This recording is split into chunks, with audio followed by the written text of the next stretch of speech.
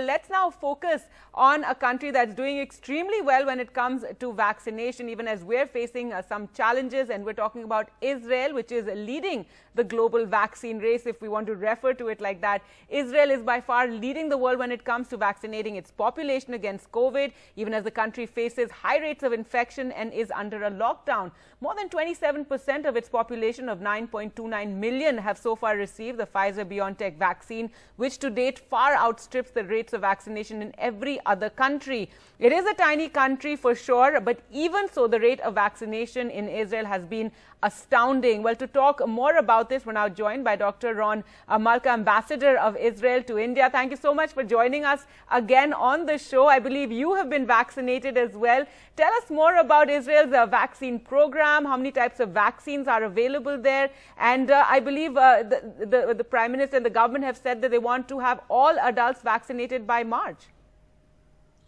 Good afternoon, and thank you again for having me again in this show. Always pleasure. And yes, Israel is very advancing in its vaccination process. As for now, we have vaccinated approximately 25% of the population. All the frontliners, of course, are vaccinated. About 80% of the population above the age of 60 are already vaccinated. And we are advancing very fast. And as you well mentioned, our target, which we are, as it seems of now, we are going to meet it, is that by the end of March, all the population above the age of 16 will be vaccinated. And we are going to open totally the economy by the end of March. All right. And what do you think other countries can learn from Israel? What this has proven is definitely that Israel has a strong health service, strong health systems.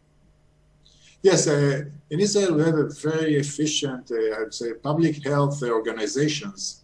Everyone is registered in Israel to each one of them. It's mandatory to be registered to a healthcare organization, public healthcare organization that provides the basic healthcare that is needed for the population. So everyone is registered. The accessibility is very high.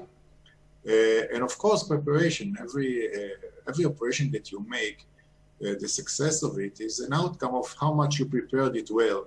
And we started preparing this vaccination operation in advance. Of course, the negotiation with the companies that produced the vaccines, but then once we realized that the vaccines are there to come, we arranged, everyone was just committed to this process. Even the Israeli Defense Forces sent their paramedics and reserves to help this endeavor, this effort to vaccinate as fast as we can the population. So we are advancing rapidly. As I said, as of now, 25% of the population are already vaccinated. And as you well mentioned, I myself went to Israel just for less than 20 hours. I was there. I got the first shot of the vaccine and came back on the same day on direct flights from Israel, from India to Israel and back to India with Air India and their good service. So here I am, also vaccinated with the first shot, and 3 weeks from now I'm going to go to take the second shot. What I can also mention that Israel has declared that on February 1st we'll start vaccinating also the diplomatic corps of other countries that are there in Israel. All the diplomatic corps are going to be vaccinated as well as part of this operation. So it looks very bright and very promising. Like? You've received the first dose of the vaccine. What was your experience like?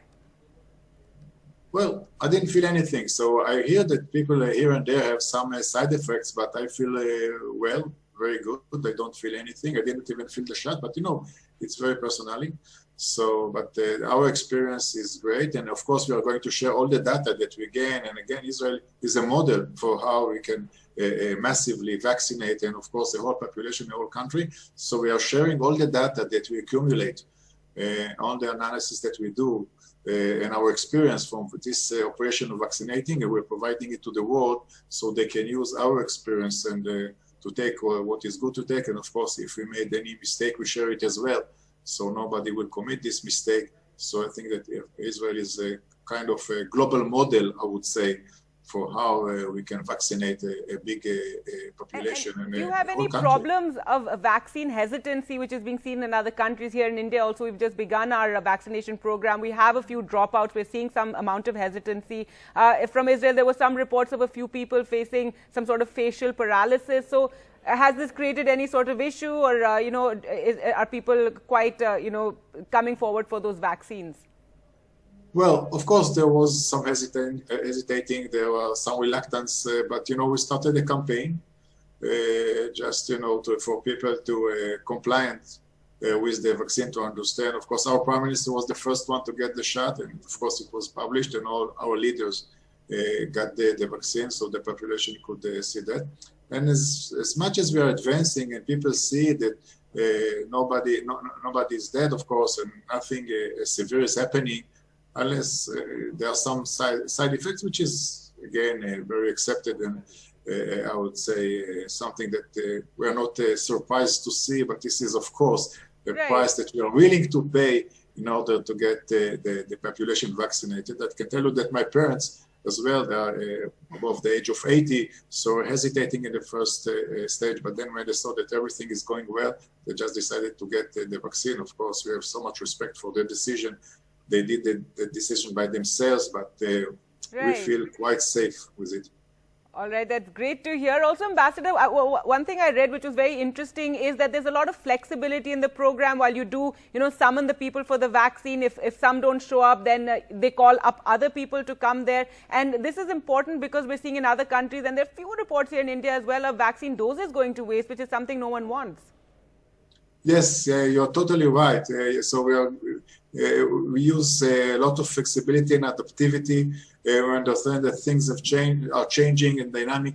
So we have a reserve plan, and we understand that the logistics with this vaccine is quite complicated. So once you have the dosage, when you have it out of the refrigerator, you need to use it. So if someone doesn't show up, we have the alternatives. So as I said, if you plan it in advance and carefully, and you have, plans B and C, so you get to be very efficient. And of course, all these practices we're going to share with the world.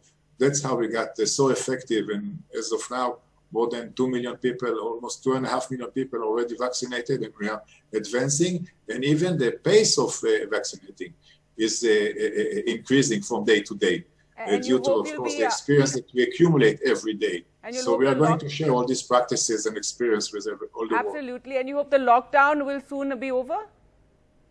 Well, yes, as you well mentioned, so we are in the midst of the third lockdown, the third wave, which is more severe from the former ones.